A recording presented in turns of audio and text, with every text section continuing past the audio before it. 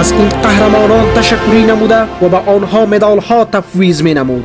کرزی آنها را در قصر دعوت نمود، مگر وقت خلیلزاد و جلالی که هر دو مانند کرزی آمریکایی اند دریافتند که عملیات جک متوقف ساختن پلان قتل رهبران مجاهدین است، به کرزی گفتند که جک باید دستگیر گردد. واقعا جلالی و خلیلزاد جک را به دام انداخته بودند. کرزی برای دستگیری آنها حدود 500 تن از افراد پلیس را مسلح وارد عمل ساخت. همه تصور می نمودند که انجینیر عارف سروری رئیس اداره امنیت ملی را دستگیر خواهند نمود.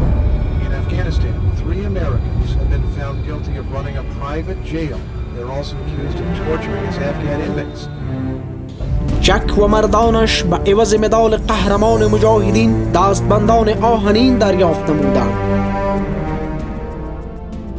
اکنون عدالت در دست شیطان افتاد و عدالت شیطانی که تهدابش بر مبنای دروغ، فریب و نیرنگ و تبلیغات گذاشته شده بود به سرعت و به صورت غیر قانونی به عمل انجامیده و فیصله گردید.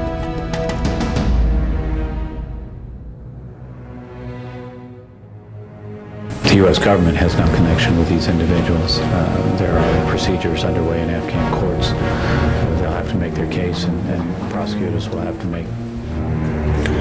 با آغاز جریان محکمه، خلیلزاد و کرزی در مورد داخل شدن جک و مردانش به افغانستان دروغ گفتند و از ارتباطات رسمی آنان در مورد عملیات‌های ضد تروریسم انکار نمودند که این تنها توسط خودشان نبوده بلکه به واسطه جلالی و مشعل سارنوال امنیت ملی آقای داوری را دکته نمودند که بگوید جک اشخاص بیگناه افغانی را شکنجه نموده و اموال مردم را تصاحب می شد. همچنان صدیق و دیگر تروریستان همدستش در محضر محکمه و در مقابل مطبوعات گفتند که توسط جک شکنجه دیده، با آب جوش سوختانده شده و با آنها رفتار خوب صورت نگرفته است. همه روز اشخاص بیگناه توسط پلیس و اداره امنیت ملی به عناوین مختلف دستگیر شده و به زندان انداخته می شوند و آنها به آسانی آزاد شدن نمی توانند زیرا پول رشوه دادن را ندارند. قضات کشور افراد بیگناهی را که پول ندهند مجرم شمرده و روانه زندان می کنند و افراد مجرم را اگر پول دهند و حتی سنگین ترین جرم را مرتکب شده باشند بیگناه شمرده و آزاد می سازند. به طور مثال در محکمه ابتدایه سارنوال طالب به یک قاضی طالب گفته بود که ورود جک و مردانش به افغانستان غیر قانونی بوده و با پاسپورت های ایندی وارد افغانستان گردیده اند. با پاسپورت و ویزای هندوستان وارد افغانستان گردیده است. تو دیدی که یا با انسان ها چه رقم عمل داری؟ تو که تاگیر و مجاهد بودی، مدافع از این کشور بودی، شاهزاده بودی، حالا چطور لازم می‌داری که در دست زیر دست عویز زنی او بیا تفنگت از دست جمع کنه، تو را همراه کیبل بزنه، تو را اعدام کنه و تو فقط مرده وارد کرده بشی.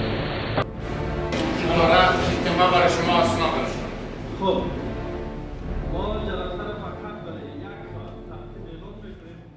بختیاری قاضی محکمه امنیت ملی جک را در مقابل مطبوعات متهم به ورود غیر قانونی به افغانستان در نیمه شب با پاسپورت های جعلی نمود.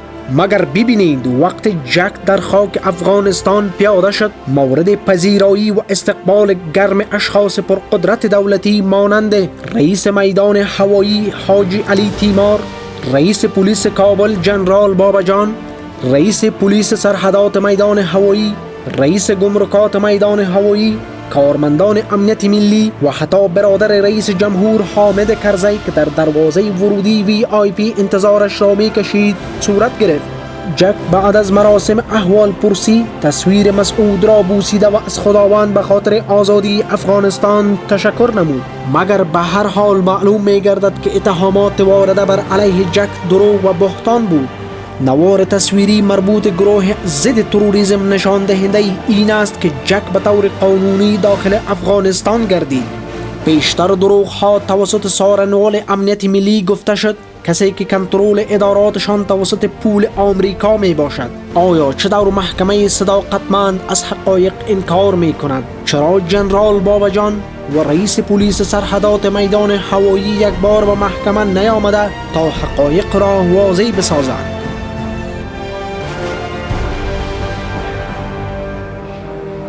شده با پاسپورت و ویزای هندوستان وارد افغانستان گردیده است.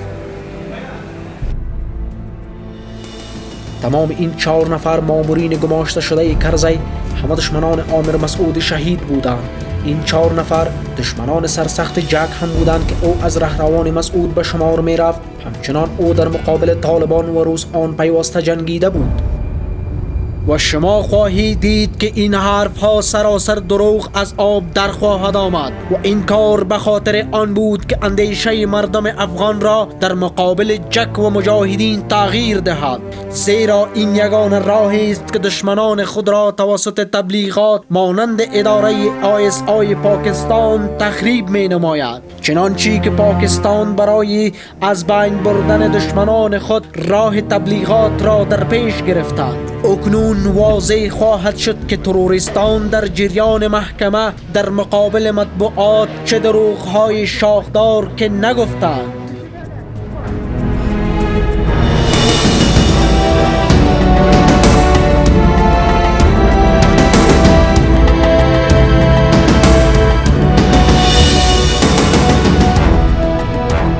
مقامات کشور امریکا در افغانستان وارد و ادارات مسئول ایالات متحده امریکا، البته بدون اجازه اینا، به نام گویا مبارزه با تروریسم شخصی و منظور کسب منفعت مادی و قصد دارایی مردم، ایجاد اعتمادی افغانها نسبت به دولت و مجامع بین المللی و بدنام ساختن پالیسی‌های دولت انتقالی اسلامی افغانستان، محلات را باعث پایگاه فعالیت‌های ضد بشری ایجاد نموده و قصدگانه ساختن شکنجه و گروگانگیری اتباع مسلمان کشور افغانستان. وقت آقای داوری می گفت جک بدون استهزاد مقامات آمریکایی وارد عمل شده است، این به مثابه روشنی آفتاب روشن بود که جک بدون استهزاد شخص خلیلزاد وارد عمل شده که یقینا خلیلزاد خواستار از بین رفتن قانونی فهیم و دیگر رهبران جمعیت اسلامی بوده.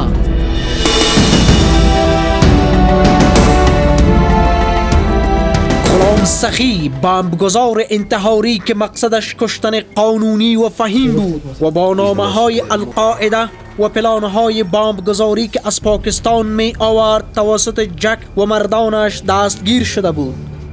حالا باز میگم نمیشناسیم یکسر باز مرا قطع میکنن و میزدن باز ما جوش مینداختن باز جوش مینداختن میزدن که نفرا رو نشان بده کردن نشان بده باز بسیار زیاد زدن میکنن ترجمانان بود دگم بود افغانی دگم بود دی افغانا که میبینم اون نفرای نیستن تقریبا یک چند نفر دیگه بود که مسئله بودن و ها هم سر ما وار گذار میکنن ما را سبلا قطع میکنن آب جوش هم سر ما مینداختن. تمام حرفهایی را که غلام سخی در محکمه گفته بود سراسر دروغ و بهتان بود. این هم ثبوت دروغهایش که خواهید دید. فامیلیت پیسه داره؟ فامیل هیچ گفتم حتی یک که اگر بالای فقط قرض کنم بخاطر خانه برای دکان کار رو کنم نه چی گیزه؟ He says no money because should I send some money? Does he want me to send some money to his wife and his children? میگه تو میخوای میگه من از پیسه به خانومت به بچه‌ت روان کنم. از خسرم ما چیز پیسه رو نمیده. ها؟ من نمیده. اعلام میده میگه پیسه روان کنم. پیسه؟ حالا که به چیز است آن خالی خسرم میخوام بدم دفعه دیگه. خود چی پیسه روان کنه نکنه؟ پیسه کار کنم. It's your choice. So will it help his wife and family? که من زود نکنم خب سرپرست ندارم. یتیمای پدرم شاید بیشتر دروغ ها توسط غلام سخی گفته شد. کسی که شوهر خواهرش رئیس بادیگاردان اسامه بن لادن بود، او گفته بود در برابر شکنجه هایی که جک به او داد مجبور به سخن گفتن شده است، مگر مدارک جدید به اثبات می رساند که غلام سخی در مقابل پول، شغل و آزادی شخص خودش آزادانه اقرار نموده و دیگر تروریستان را که پلان از بین بردن رقبای سیاسی کرزی را داشتند به دام انداخته است که بخش دیگر پلان آنها در برگیرنده کشتن 500 سرباز آمریکایی در منطقه بگرام بود. Does he want a brand or something?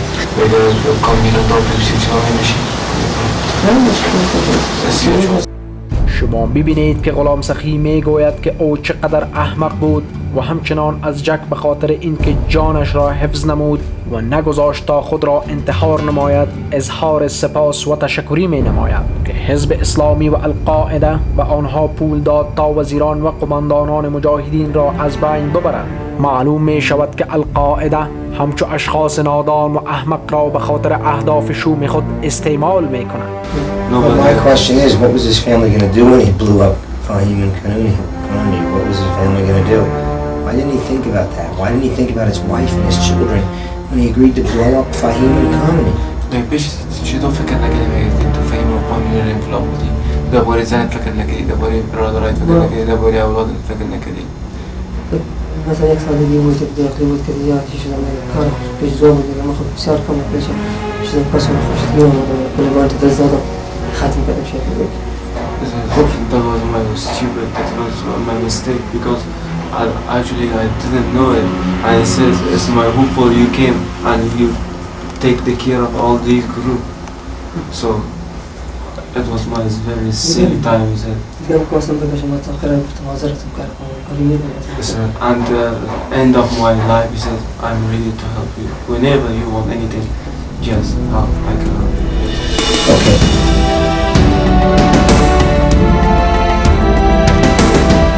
شیرجان تروریستی که خانه اش پایگاه یا دیپوی مواد منفجره بود که در بالشت ها تانکی تیل موتر تاکسی و در خریطه های برنج آشپزخانه پنهان گردیده بود دستگیر شد.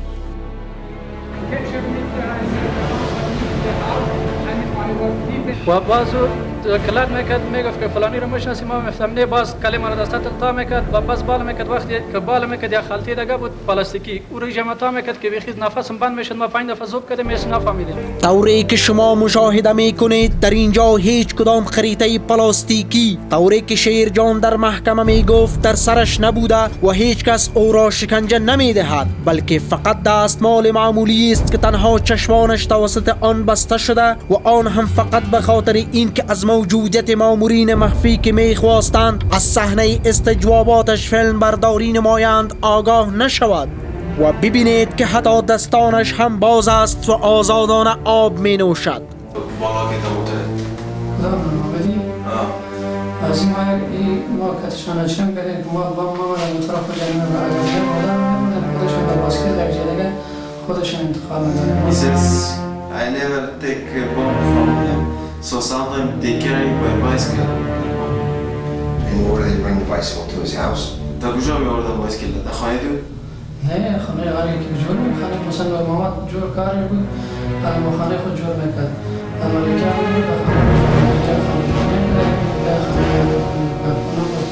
He says where they need, so they carry there.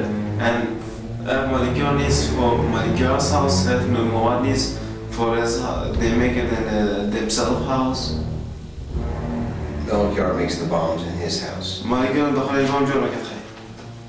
یعنی که کارش دست خودمان جور می‌کنه. He says whenever so he needed, so he called the engineer and he make the bombs there. The engineer, who's the engineer? Engineer kes. انجینیر را میگویش سابق خود همین نماوه در آن برمان به انجینیر معرفی کردن میگویش ساز زراعت کردن سابق طوری که شما اکنون شنیدید شیرجان آزادانه و بدون کدام جبر و شکنجه اعتراف نمود که صدیق و ملکیار در خانه هایشان بم را تهیه می نمودند. او صدیق را من حیث قاضی استر محکمه دولت کرزی می شناخت. Does he have to do with the bomb plot? این که با بچه چیزا کار داره. یه دسته محکمه کار میکنه. He's voting in the court. In the court. He knows about the bombs, right? دوباره با بچه شاید خوب بفهمه. دروغ نمیگم دروغ بگم باور ضرر است. فایده بگم تا چی بگم راست بگم باور فایده.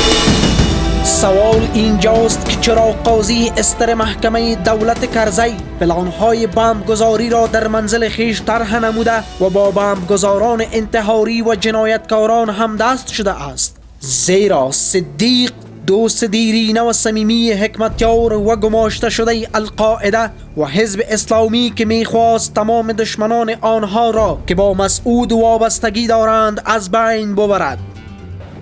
بسته بودم و با دینا و حساب مهربانی خودشان رو زود قطع کردن.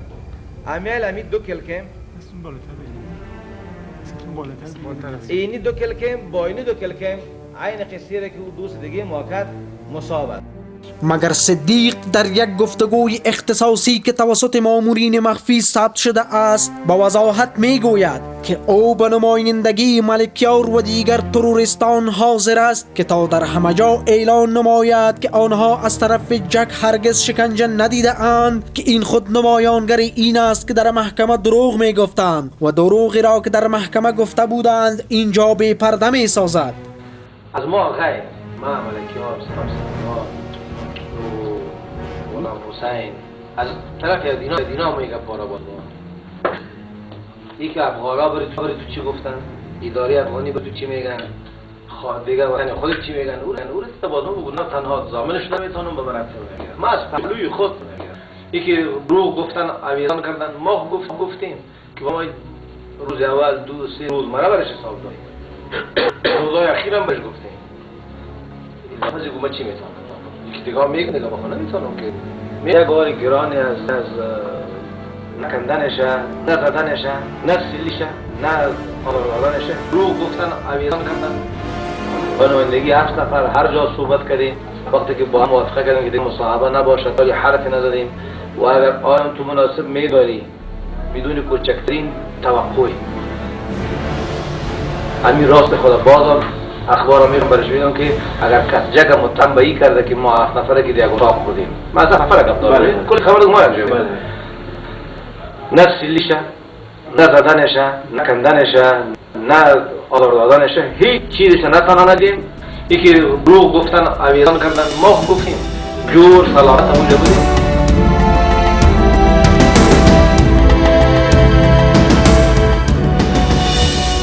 برادر صدیق قماندان اسبق طالبان که مسئولیت داشت قانونی را از بین ببرد.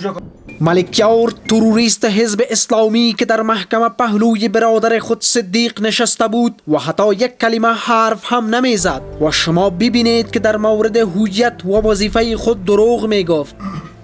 نام چی است؟ عارف. This guy ملکیار محمد عارف is written محمد عارف. در وزارت معارف کار میکنی؟ نه ملکیار نیستم. وزارت معارف کار میکنی؟ نه. خیلی نیست. کجا کار میکنی؟ Where do you work?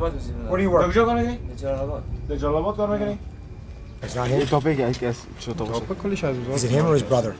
او با هویت جعلی در وزارت معارف جابجا شده بود و واقعا میخواست قانونی را از بین ببرد که درست چند روز قبل از این که در پلان خود موفق شود توسط جک و مردانش دستگیر گردید. نام چیه؟ معارف نام دارم در جلال آباد کار میکنم. کسی که نام ملکیار میگم او شاید امیل وزارت معارف رفته باشه. خلیجای This is my name as عارف کیه؟ عارف نه یک سازمانی زدر می کسی که نام ملکیار میگم در وزارت معارف کار میکنه. جلد another proof by the name of عارف ملکیار. His surname is ملکیار. محمد عارف ملکیار.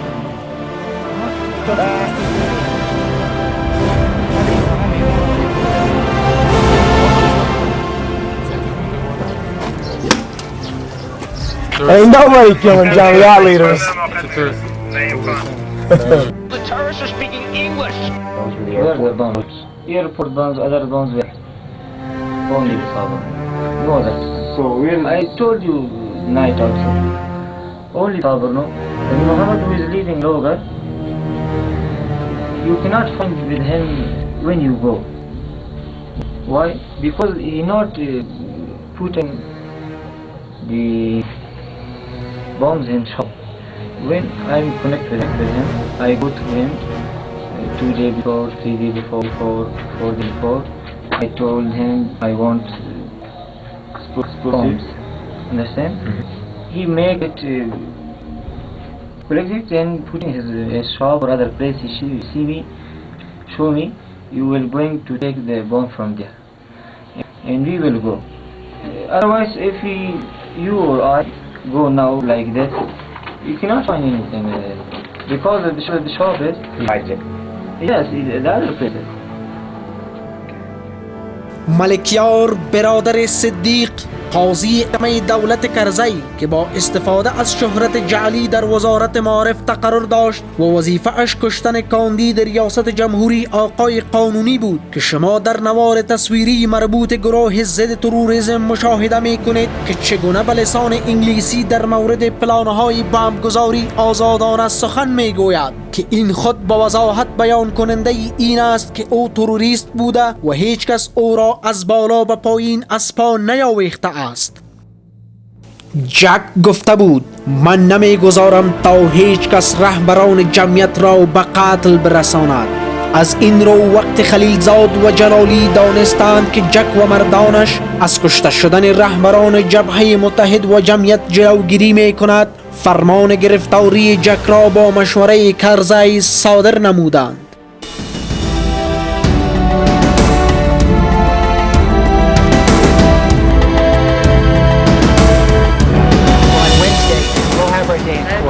We'll be able to confront the terrorists and present evidence that they are terrorists and that our clients have done nothing wrong.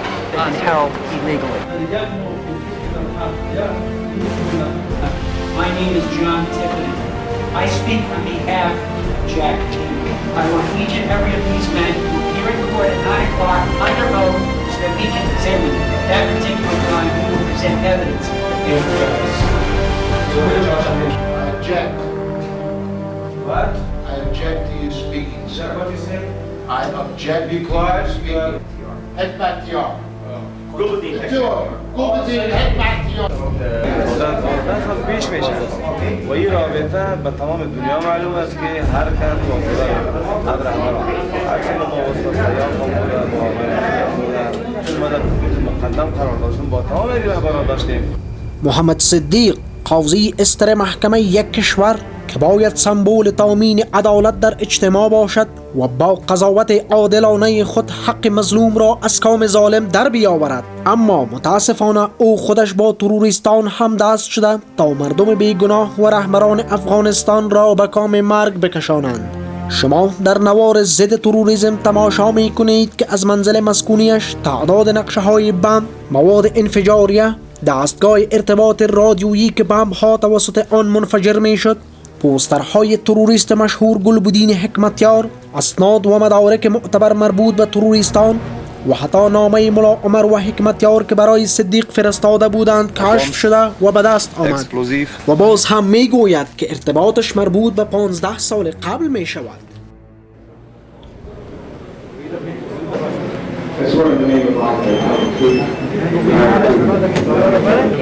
تروریستان از سوگند خوردن به قرآن عظیم در جریان محکمه آبا ورزیدند، ولی تنها شخصی که این کار را انجام داد جک بود. صدیق گفت من خود قاضی ام، سخنم بالاتر از هر قانون است و من نیاز به سوگند خوردن ندارم.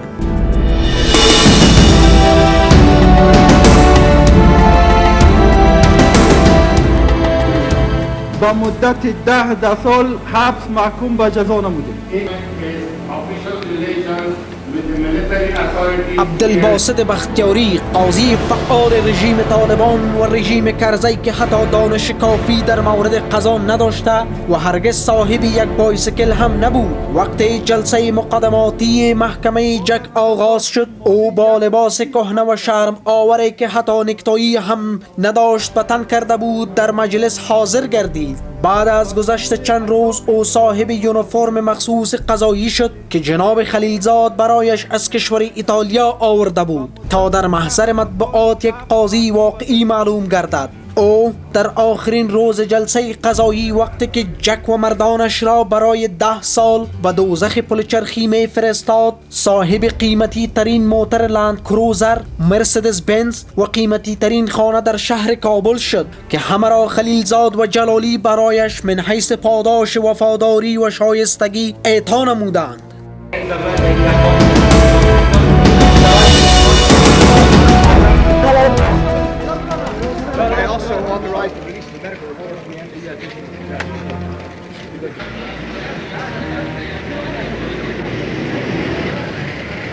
Our clients are rotting away in an Afghan jail under conditions and circumstances that are inhumane. اداره امنیت ملی که تحتابش را پایه های ظلم KGB با خون مردم مظلوم گذاشته است. ظلم و استبداد در قرنی که آوازه دموکراسی و حقوق بشر در آن زده می شود هنوز هم در آن جریان داشته، شرایط نگهداری محبوسین در توقیف خانه همچو یک اداره بدنام مانند امنیت ملی دولت کرزی کمتر از یک محیط حیوانی نبوده و خوشبخت کسی است که پول برایشان داده و خود را از چنگال آنها آزاد سازند. اینها تصاویری است که برای بار نخست از شکنجهگاه امنیت برداشته شده و از نزد مشتاق و داوری در بدل مبلغ $5,000 آمریکایی خریداری شده اند.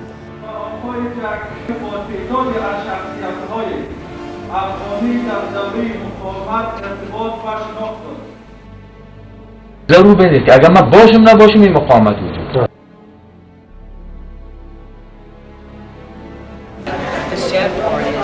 Talking about three men, three Americans who've been fed the wolves by the United States government.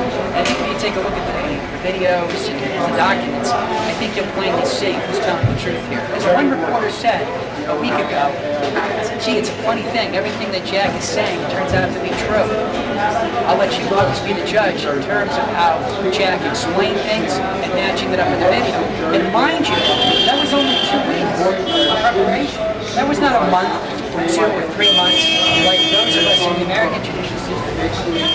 جک و مردانش اسناد و مدارک زیادی در دست داشتند مگر به آنها اجازه پیشکش کردن آن را کس نداد. The rule of law is not yet established in Afghanistan. Unfortunately, the trial did not meet international standards of justice. It violated international treaties, and indeed it violated the Afghan constitution and interim criminal code.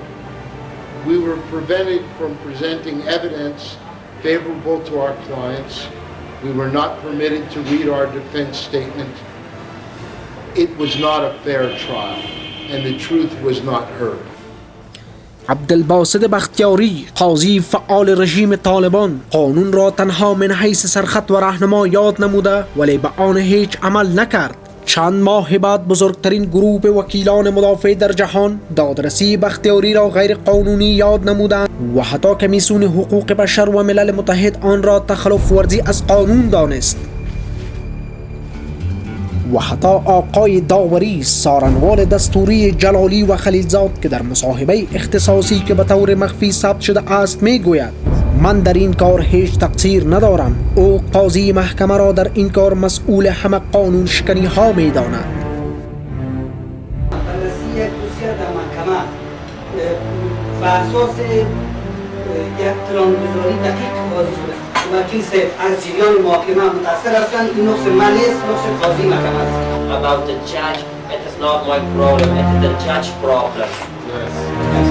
And to say the judge is what it matters. شما هم ناراض هستین، ژورنالیست و خبرنگار کسی که میبینه هم میتونه خوب بفهمه که عوارض نقص کجاست. این موضوع یکی از داغ‌ترین اخبار جهان بود که مطبوعات در سرخط خود در این موضوع تبصره ها می نمودند. کسی آنها را سربازان واقعی خوانده و کسی آنها را مزدور معرفی می نمود. مگر حقیقت چیز دیگر است. جلالی و خلیلزاد تروریستانی را که توسط جک و مردانش دستگیر شده بودند آزاد ساختند. چند هفته بعد حملات انفجاری دوباره در شهر آغاز گردید. تصور نمایید که اگر جک و مردانش زندانی نمی بودند چقدر از وقوع حملات انفجاری در شهر کاسته شده و جان مردم بیگناه در امان می بود.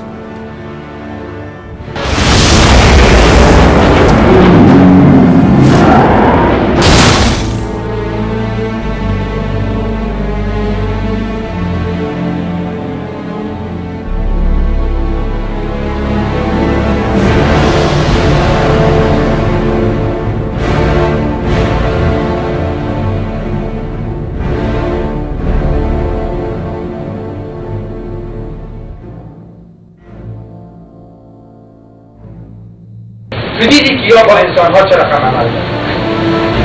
تو که ترکی رو مجاهد بودی، مدافع از کشور بودی، شاهزاده بودی، حالا چطور لازم می‌داری که در مثل زیر امید زنی او بیای تفنگ تازه جمع کنه، تو را امرای کیبل بزنه، تو را اعدام کنه و تو فقط مرده وارد کنه.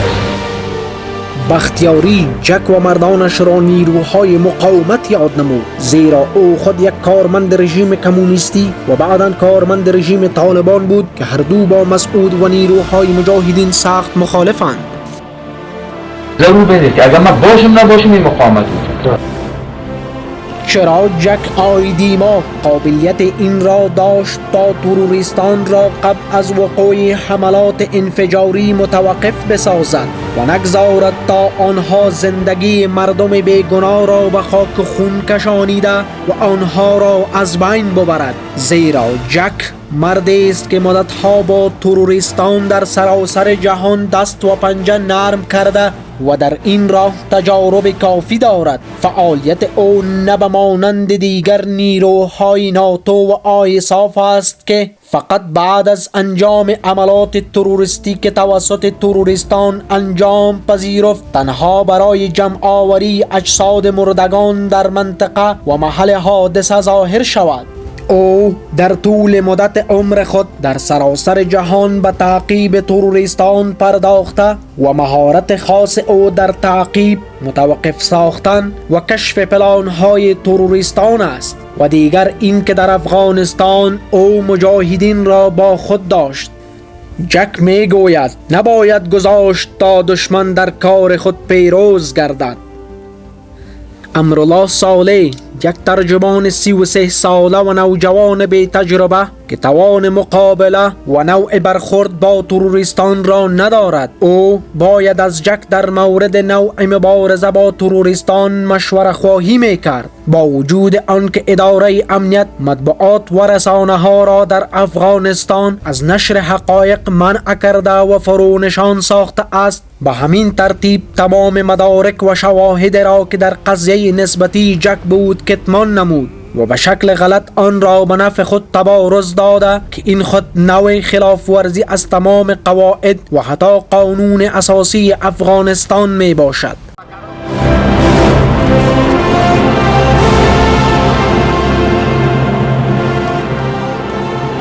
اکنون برای بار نخست فیلم ها و عکس های را از سراسر جهان برایتان پیشکش می کنیم که نشان دهنده این است که جک یک شخصیت مشهور در عرصه مقابله با تروریسم در جهان بوده و او نه کدام شخص استفاده جو و به اصطلاح عامیانه نداف و یا مزدورکار بود که دنبال هیچ و پوچ وقت خود را تلف نماید. The U.S. government has no connection with these individuals. دولت آمریکا هویت جک را انکار نموده، ولی مدارک تازه به دست آمده نشان دهنده واقعیت ها است که او کی و چه کاره می باشد. But one brave American, a U.S. Special Forces Green Beret, says the government is not telling the truth. His name, Jonathan Keith Idema. We want to perform 2 actions as fast as possible. This is the true story of how Idema, working for the Pentagon, uncovered information about nuclear material smuggling, terrorist activities in Eastern Europe, and KGB spies deep within the U.S. intelligence network. It was information our government wanted badly, but only on its own terms. To reveal the details would have put lives at risk. Idema knew he could only rely on his own people at the Pentagon. But in the post-Soviet climate, the CIA and FBI had more clout. An intelligence turf war developed, and Idema was at ground zero. Trained to serve his country, but true to his friends and sources, Idema would not cooperate with the FBI. جک شخصیت مشهور که نه تنها در افغانستان بر ضد تروریسم رزمیده، بلکه در مقابل تروریستان روسی که می‌خواستند دست به قاچاق اسلحه اتمی بزنند مبارزه نمود و آنها را متوقف ساخت که این نکته به شهرت جهانیش افزود. There were other genuine friendships both here and abroad. Idema developed his information in the behind-the-lines tradition of the U.S. Special Forces, a tradition that says, protect your assets, leave no one behind, and never give up. This is a story of perseverance and patriotism, friendships and devotion to duty, and treachery at the highest levels of the United States government. این است افسانه واقعی و وظیفه میهن پرستانه و انسان دوستانه یک قهرمان. حدود بیش از 21 سال قبل جک آیدیما در مصاحبه تلویزیونی خود یاد آور شده بود که چسان لقب قهرمانی کلاه سبز یا گرین بریت را گرفته است.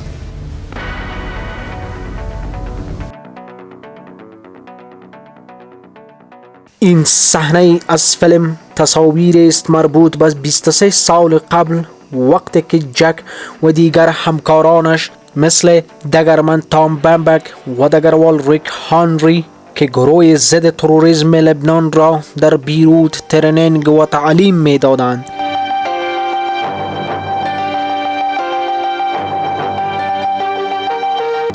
A number of training facilities around the country, civilian and military, that give instruction in counter-terrorist techniques and hostage rescue. One of them is the Counter-Terror Group Academy. Counter personnel demonstrated for us the type of training they give specific organizations that might have to conduct a hostage rescue. Counter Group has been in full operation since 1980 and has graduated several thousand from its various courses. Counter Group leader Keith Idema would not comment on what military units have used his facilities. What are you looking at, 3? Your attention is on the target. Your concentration on the front sight. 1! Fire, recover, re-verify your sights. Holster! Without target discrimination training, we will have little or no hope of identifying the hostage and the terrorists. Good job.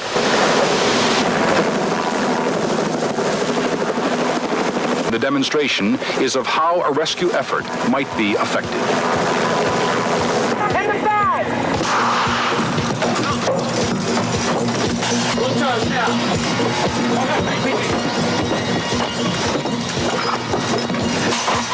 که در اینجا شما می‌بینید که آنها گروه ضد تروریسم لبنانی را در مورد اینکه چگونه باید گروگانان را از چنگال تروریستان آزاد سازند تعلیم می‌دهند.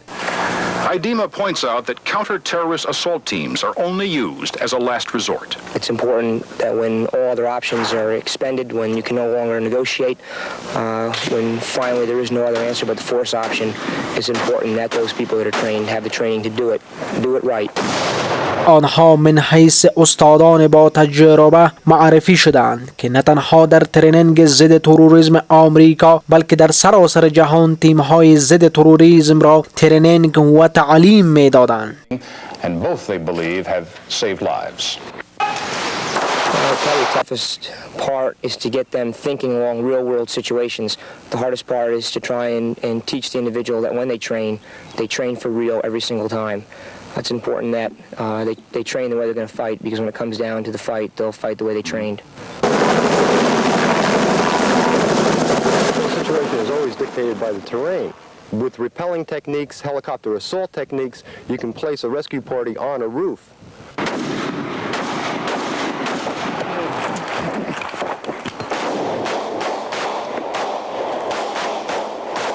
You have the assault element, which is going to make the entry and free the hostage. You have a command and control element, which also contains the snipers.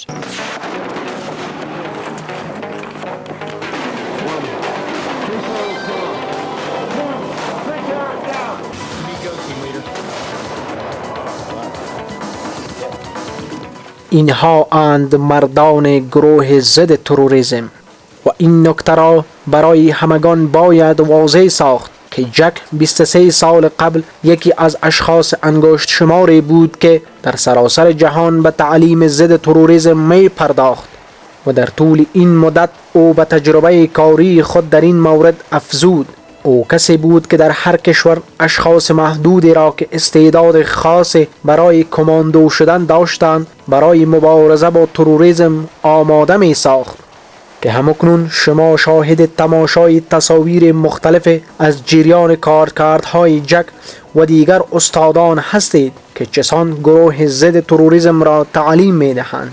او در میان میلیون ها فرد نظامی و پلیس آمریکایی یکی از جمله اشخاص مورد اعتماد رؤسای جمهور آمریکا بود که حتی پسر رئیس جمهور رونالد ریگن را برای دفاع از جان خود در مقابل حمله تروریستان تعلیم میداد.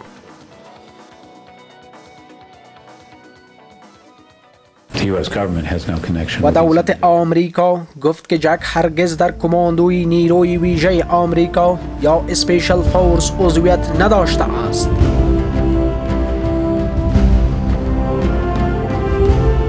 کنون شما شاهد تماشای تصاویر مختلف این قهرمان در پرده تلویزیون هستید. آیا چطور مقامات دولت آمریکا از هویت سرباز وفادار خود انکار میکنند؟ چه انگیزه باعث شد که دولت آمریکا هویت جک را کتمان نماید؟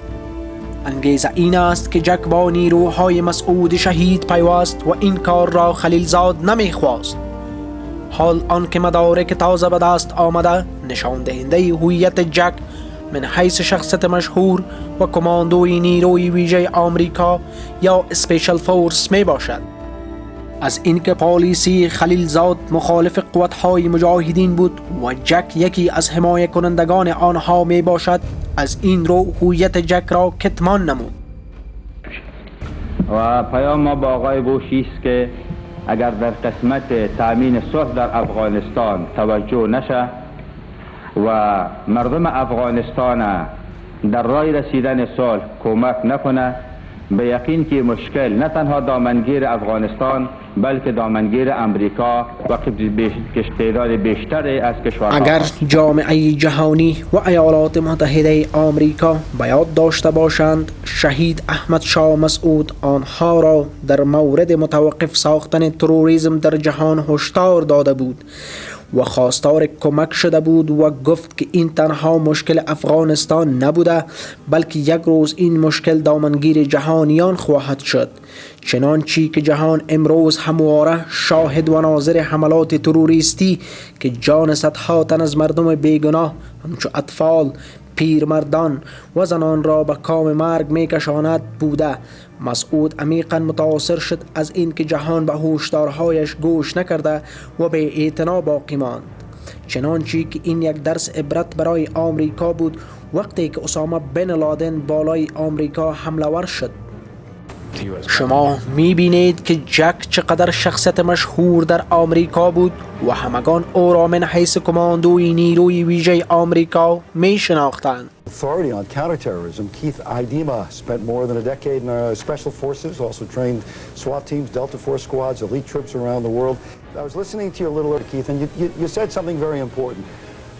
We are anointing Osama bin Laden. نیروهای آیساف از هویت جک من حیث اینکه او یک کماندوی ویژه آمریکا بود انکار نموده و او را ناشناخته پنداشته و متهم به تقلبکاری قلمداد نمودند. قسمی که در مصاحبه تلویزیونی جک را معرفی نمودند، او یکی از جمله کسانی بود که نیروی ضد تروریسم را در سراسر جهان ترینینگ و تعلیم میداد.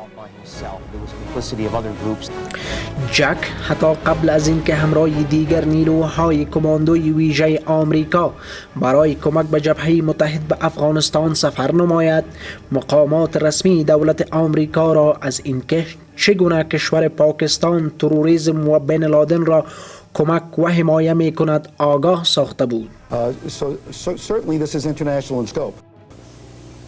Oh, absolutely. I don't think that an operation like this could have been pulled off by a small organization. They had to be highly funded. It took at least 6 months to a year to plan. They had to have access to airline schedules. They had to have access to, when I say airline schedules, reservations. They had to have access to what the seating arrangements were and the amount of people on the planes. And most importantly, they had to have access to pilots. Because I don't believe that the pilots would have flown the planes in themselves. So they had to have access to that. As to whether he was نیروهای آیساف از هویت جک من حیث اینکه او یک کماندوی ویژه آمریکا بود انکار نموده و او را ناشناخته پنداشته و متهم به تقلبکاری قلمداد نمودند. Decade in our special forces, he has trained SWAT teams, Delta Force squads, and elite troops around the world. Welcome, Keith, and let me. I presume that once the smoke clears and all this, there are going to be some calls and recommendations for changes. What kind of changes do you think we may need to make? I think one of the things we need to do is become more proactive rather than response-orientated. Right now, we respond to crisis. And what we need to do is become proactive to where we can respond before the crisis occurs. That's probably one of the most important things that needs to develop and needs to happen in this country. Earlier we were talking about a plan that the U.S. used to have, and you were in favor of that very much. U.S. درست روز بعد از حمله اسامه بن لادن به آمریکا در سراسر آمریکا در مورد اینکه چگونه بر ضد تروریسم جهانی در تمام جهان مبارزه صورت گیرد از جک نظرخواهی و چاره‌جویی می نمودند. دقیقاً جک گفته بود که چطور و به چه ترتیب باید در مقابل تروریسم و طالبان در افغانستان مبارزه خواهند نمود تا پیروزی حاصل نمایند. Like I said, the fingerprints on the ticket boarding passes, you know that those are being checked right now, and then you also have the videotapes at all the places where they were boarding. I'm sure the FBI picked those up. Right now those fingerprints are at the National Reconnaissance Office or at NSA being run through face identification systems to determine whether or not any of these people are known. Are you confident that we will find out exactly, be able to pinpoint who is responsible I know, for this? what kind of time frame too? Right. I mean, you can always do it. It's how long and how fast you can do it. What are your resources to do it? And this would have been increased by human intelligence. And when we find out, what do we do? Preemptive strikes. I don't say retaliatory strikes like everybody else. We should have been proactive a long time ago. Our country has consistently responded to crisis rather than taking action prior to the crisis occurring. And if we find out, for instance, and this is a big if, but we're speculating here, that Osama bin Laden's fingerprints are all over this. Do we just strike Osama bin Laden? Do we strike Afghanistan, who harbors Osama bin Laden? The enemy has always been at our gates for many years now, but now the enemy is inside. And we need to look at the leadership of not just Osama bin Laden's organization, but the leadership جک در مصاحبه خبری خود کلام شهید احمد شاه مسعود را که قبل از این که توسط بن لادن به شهادت برسد گفته بود افزود و آن این که حالا وقت آن است که در مقابل تروریستان استادگی نموده و افغانستان را آزاد نماییم.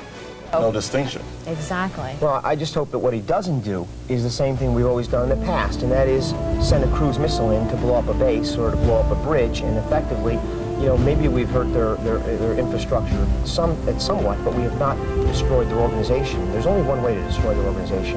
Go to the head. That is direct tactical strikes, and I don't mean tactical strikes with cruise missiles.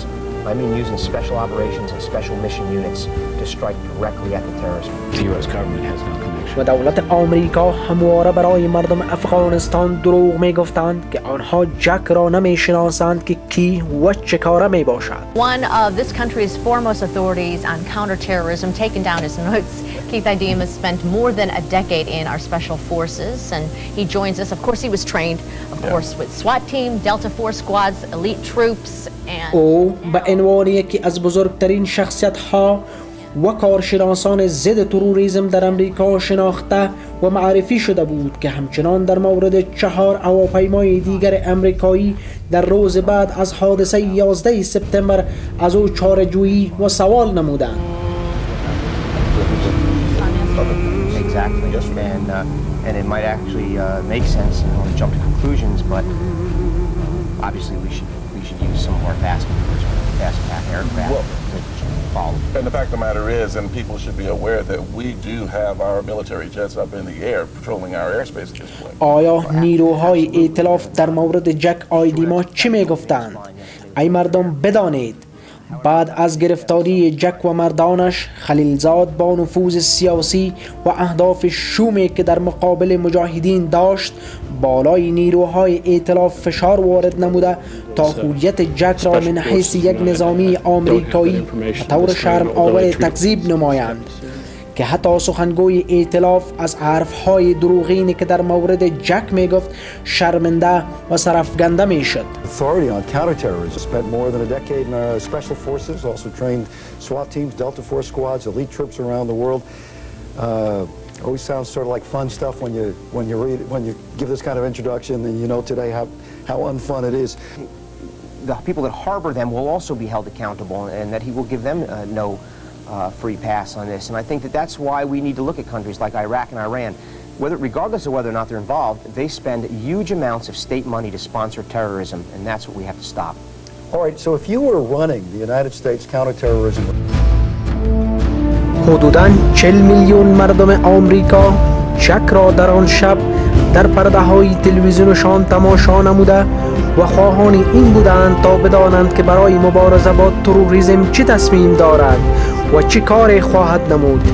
11 روز بعد جک با مردانش در هواپیمای عازم افغانستان شدند تا با مجاهدین شهید احمد شاه مسعود شانه به شانه برای آزادی افغانستان از چنگال تروریسم مبارزه را پیگیری نمایند.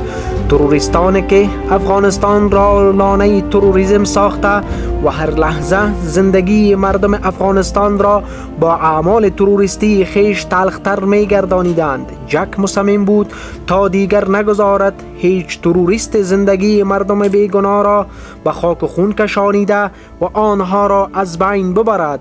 از این رو مبارزه را برای ضد تروریسم آغاز نمود. جک در کنار قوت‌های مسعود شهید و مجاهدین استادگی نمود و به همین علت آمریکا در این مورد اختلاف داشت و هویت اصلی جک را کتمان نمود. Plus, won America's war on terrorism. He joined the Northern Alliance in Afghanistan, fought against Al-Qaeda forces, and captured rare Al-Qaeda training video. He'll be here to tell his amazing story. Don't go away.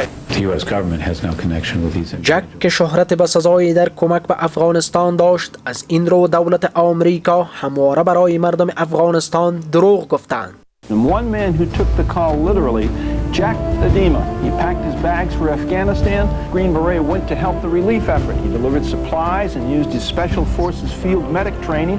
He became a civilian advisor to the Northern Alliance fighting the Taliban. Then در جریان جنگ بر ضد طالبان و تروریستان القاعده، تلویزیون‌های آمریکایی جک را یگانه مرد نظامی و یا مرد نظامی اول خطاب نمودند. Idema then really went to work with a team of Northern Alliance soldiers. He battled Taliban and Al-Qaeda forces. The U.S. government has no connection with دولت آمریکا گفت که ما کدام ارتباط رسمی با جک نداریم و او هرگز کماندوی نیروی ویژه آمریکا نبوده است. در سال 2001 میلادی جک اولین مرکز تعلیمات القاعده را در چند کیلومتری شمال کابل در ولسوالی میربچکود کشف نمود که شما اکنون شاهد تماشای تصاویر آن هستید که تروریستان چسان برای حملات تروریستی خیش آمادگی میگیرند. A former member of the U.S. military special forces, he is a Green Beret. as to whether he was special forces. نیروهای آیساف از هویت جک من حیث اینکه او یک کماندوی ویژه آمریکا بود انکار نموده. We went next in terms of dismantling the Taliban. Talk about some of the initial challenges that you dealt with the airdrops, because as we all know from people who follow the news, when the Secretary of Defense said that we have a problem there where people worried about poisoned food, give us the genesis of how that all started. Food, and a lot of people said, well, geez, you're dropping more food than bombs. But we had to feed these guys because they were going to be our allies. You know, you couldn't fight with a starving ally. Well, then it was only a week later, that they came out and said, look, we think the Taliban is poisoning the food. Some of it's been falling into their hands. People are getting sick.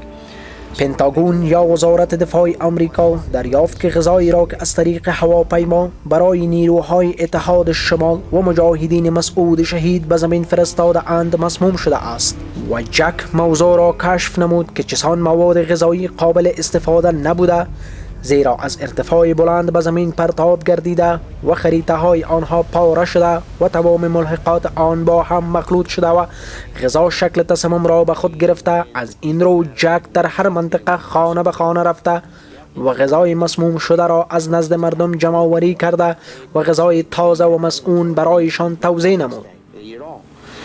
So they just would say, well, geez, American food smells bad. But in reality, it was spoiled. And they were getting sick all over the place. So after correcting it, and the long story is, they didn't believe the problems. You showed them tangible evidence about the problems, and then subsequent change happened, and thankfully it was improved from there. But that was kind of the hallmark here, the importance of videotape. The U.S. government has no connection with these individuals. There are procedures underway in Afghan courts. و باز هم سفارت خلیلزاد هویت جک را انکار می کند. As As the search for Osama bin Laden goes on, new details are emerging about al-Qaeda's terror plans. Disturbing videotapes unearthed in Afghanistan seem to show terrorists preparing to commit unthinkable crimes. Jack Idema, a Green Beret who served as an advisor to Northern Alliance troops during post-9/11 fighting in Afghanistan. Jack's stories from Afghanistan are recounted in a new book called The Hunt for bin Laden. Jack Idema, good morning. مشهورترین ستاره های تلویزیون آمریکا می‌دانستند که جک برای آزادی افغانستان کمک‌های زیاد انجام داده است. You wanted to do what you could to help your country, so you went over and you joined the Northern Alliance or decided to help them overcome al-Qaeda in Afghanistan, correct? Yeah, the World Trade Center was burning, the second tower. I started calling all my friends and telling them we wanted to get on board wherever we went. About 10 days later, President Bush said, do what you can do to help the war on terror. I knew I was a Green Beret, I knew what I can do. I went to Afghanistan. What kinds of things did you do once you got there?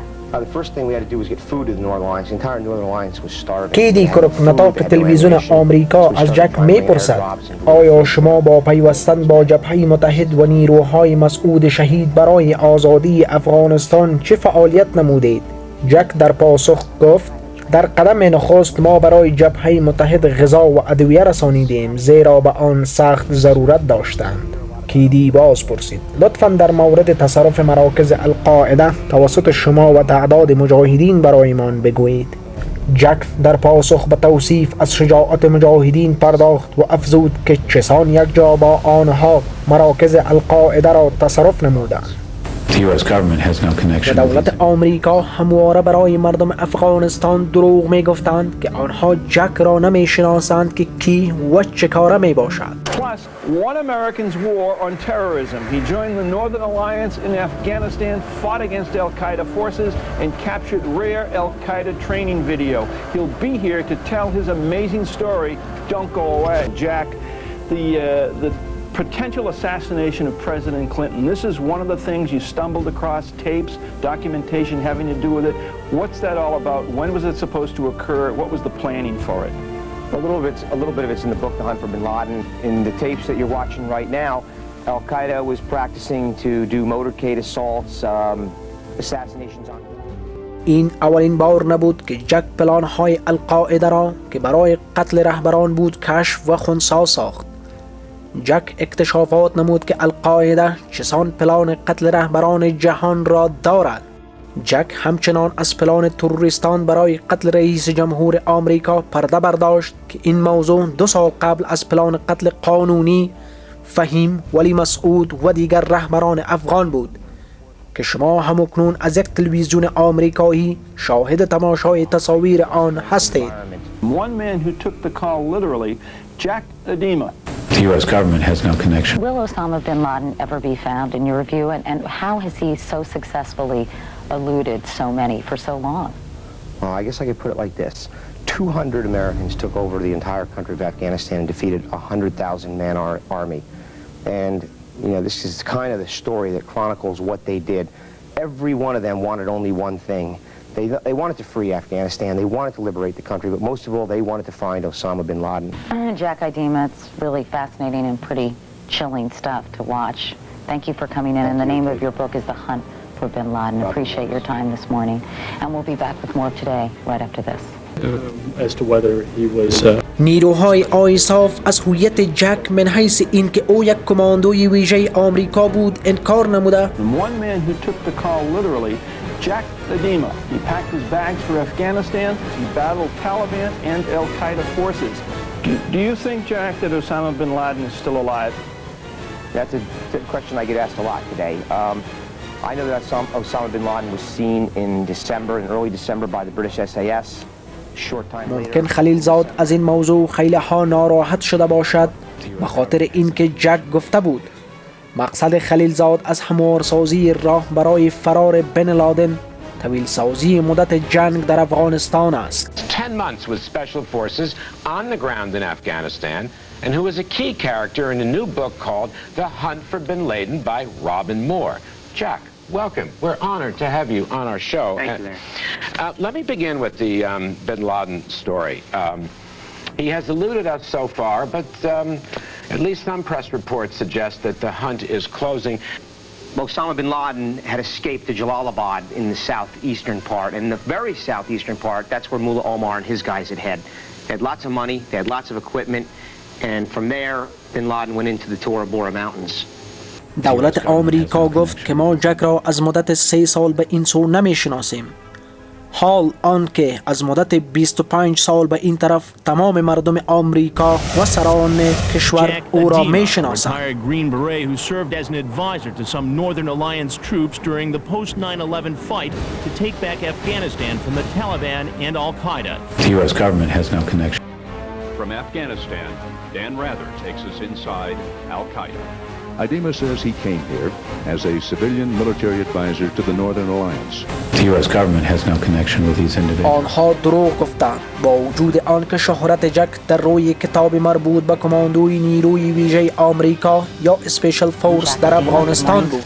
تعجب آور است خلیلزاد و سفارتش واقعا از هویت شخص انکار نمودند که شهرتش در صفحه نخست کتاب به نام پیگیری برای بن لادن بود، نه کدام کتاب معمولی که در مورد آشپزی و تدویر منزل نوشته شده باشد. We're joined by Keith Idema, who is the Northern Alliance and United Front Special Advisor.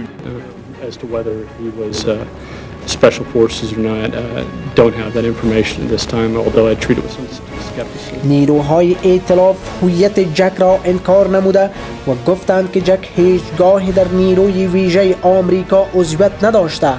حال این که تصاویر نشان دهنده هویت جک من حیث کماندوی آمریکا می باشد. 10 months on the ground in Afghanistan. Tell us how this guy seems to be a cat with 9 lives. تمام مطبوعات جهان باید این موضوع را می دانستند که سراسر دروغ بوده و چرا این که کشف و نشر نکرده اند سوال است. And I was with the Northern Alliance, so I was a civilian with the Northern Alliance, and I was able to be with them every day. So I got a lot of intel that the U.S. didn't get because I was living with the Afghans. They spoke English. They were trained to speak English. And when they took over buildings and they took over facilities and things like that, in schools, they spoke English to the hostages. So they're a very, very important camp. The U.S. government has no connection with these individuals. چرا دولت آمریکا در مورد هویت جک همواره دروغ می گفت؟ Walk us through here. When we last left them, we had talked about the intel that you guys had gathered literally at bin Laden's house in Tora Bora. Let's take a look here. Literally, you come upon the home. You're with the Northern Alliance at this point, and the value. جک اولین مرد نظامی که بعد از آزادی کابل از چنگال طالبان و القاعده خودش را با دیگر مجاهدین به خانه بن لادن در تور بوره جلال آباد رسانیده و در آنجا اسناد و مدارک را که مربوط به فعالیت القاعده بود کشف و به دست آورد که در آن موقع جناب کرزی با محافظین خارجی خود در یک کمپ نظامی در کندهار پنهان شده بود. خلیلزاد با دوستانش چون کاندولیزا رایس و دیگران در شهر واشنگتن دی سی آمریکا مشغول پارتی بازی و مشروب نوشی بود و حتی اینکه اکثر نیروهای آیساف نمیدانستند که افغانستان در کجا موقعیت داشته و چطور نوشته می شود. این جک بود که با دیگر مجاهدین در آن هنگام با تروریسم رو در رو مقابله نموده و قدم به قدم آنها را در هم می شکست. We're joined by Keith Idema, who is the Northern Alliance and United Front Special Advisor. Let's take a look here at the next thing. Was from the Special Forces guys and from me. I mean, Gardez, Operation Anaconda, I probably stitched 12 guys in a 2-day period from bullet wounds. And so,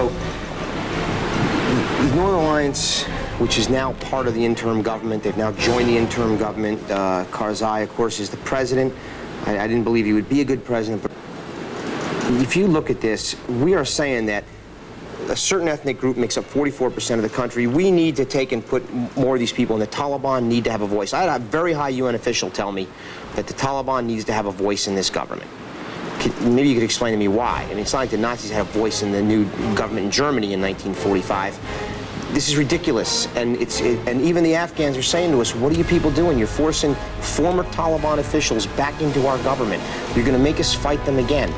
I mean, the Northern Alliance, United Front, and those people that fought the Taliban fought them for 6-7 years. They fought them relentlessly. جبهه متحد به خاطر آزادی های معنوی مردم افغانستان که طالبان یکایک آن را بالای مردم تحریم نموده بودند، مانند حضور داشت فعال زنان در سطح جامعه، نواختن و گوش دادن موسیقی و حتی تغییر رسم و عنعنات دیرینه مردم مثل تجلیل از روز نوروز که اینها همه مغایرت با دموکراسی جهانی داشت در مقابل طالبان سالهای متمادی دل ایران رزمیده.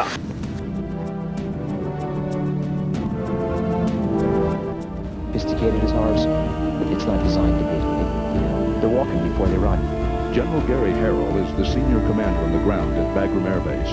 He has served in every major American conflict in the last 2 decades. Grenada, Panama, the Gulf War, Somalia. نیروهای بگرام همچنان گفتند که ما با جک کدام ارتباط رسمی نداریم، اما جک اسناد و مدارک مخفیانه را که مربوط تروریستان بود برای آنها داد که شما شاهد تماشای تصاویر آن هستید که بالای آنها کار میکنند.